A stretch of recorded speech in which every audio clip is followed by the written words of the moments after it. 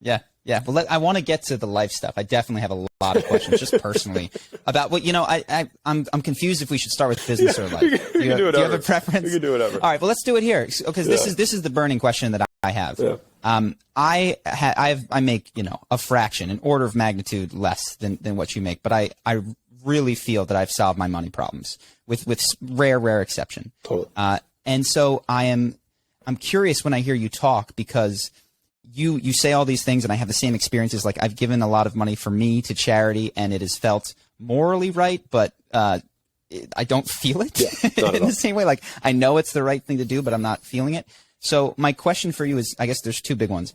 One, why continue to use money as a measuring stick? Is it like you're like, I'm going to have $1 billion or this, that, and the other thing? Why has that remained? And then two, what are the milestones of money or things that you've been able to spend money on that have really increased the quality of your life and some that haven't? Because I'm seeing increasingly that it seems like there's fewer and fewer things that I can spend money on that increase the quality of my life. So then I go, well, what am I doing? I'm just going to play video games with my friends, which is 100%. A complete waste of time if I'm trying to make money, but is fun while I'm doing it. Right. So, which we want to make money to go have fun. So then wait, what? Right. Yeah. Yes. So let me see if I can answer the second question first, because it was the one you just asked. Sure.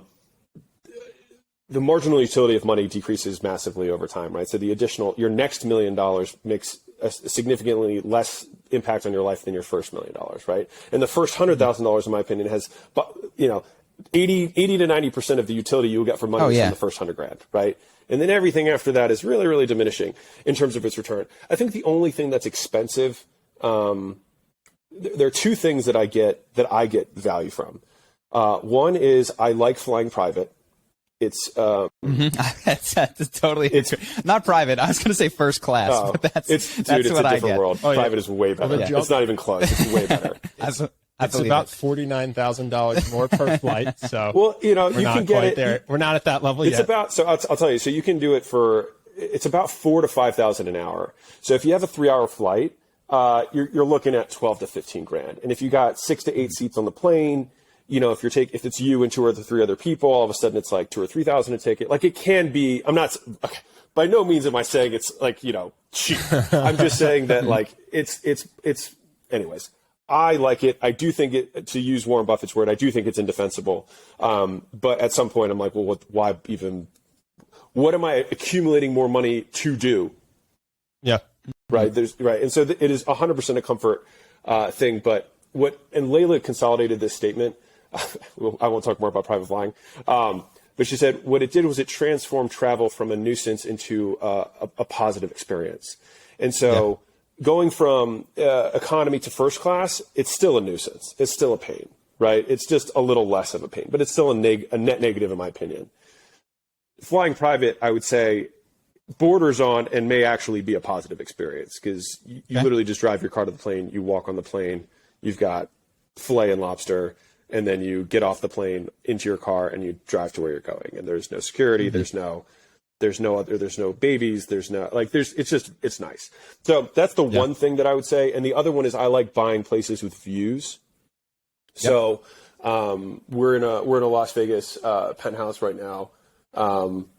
And it's beautiful. You know what I mean? Like I look outside and I feel like I genuinely gain perspective because I see everything and I see the amount of wealth that exists in the world. And I think it only helps me from a perspective standpoint.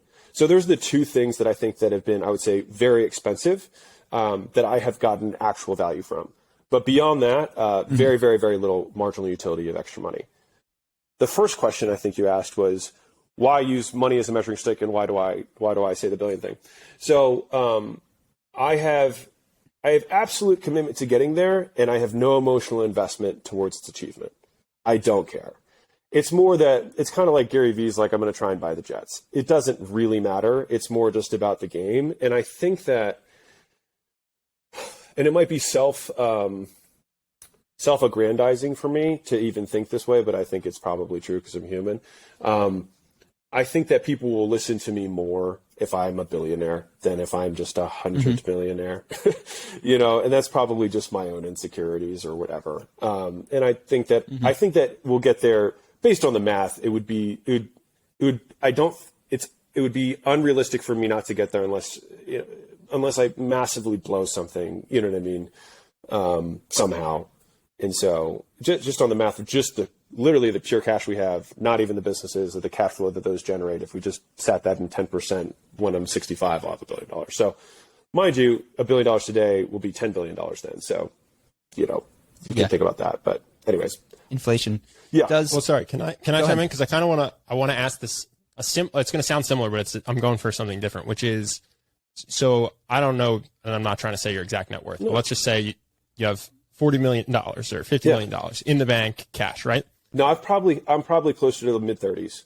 It depends on how you, but like in investable assets. $35 million. Yeah. Sure. What motivates you to do work you don't enjoy? Or do you just only do work that you enjoy? Because I could imagine having $35 million in the bank and going, I'm only going to spend my time doing things that are fun. And the second something's not fun but can make me more money, I'm just not going to do that thing because I don't need more money. And so I'm curious, do you have that philosophy? And if not, what is it that gets you to do the thing that's so this is interesting. Inconvenient or stressful or not fun? So this is interesting.